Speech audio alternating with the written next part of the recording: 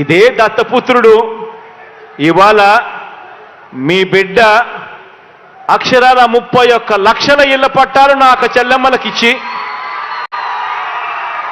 అందులో 22 లక్షల ఇల్లులు ఈరోజు మీ బిడ్డ కడతా ఉంటే అక్క చెల్లెమ్మల ముఖాలలో సంతోషాన్ని చూడడానికి ప్రయత్నం చేస్తూ ఉంటే కేంద్ర ప్రభుత్వానికి లేఖ రాస్తాడు ఈ దత్తపుత్రుడు. పేదలు కట్టే ఇళ్లల్లో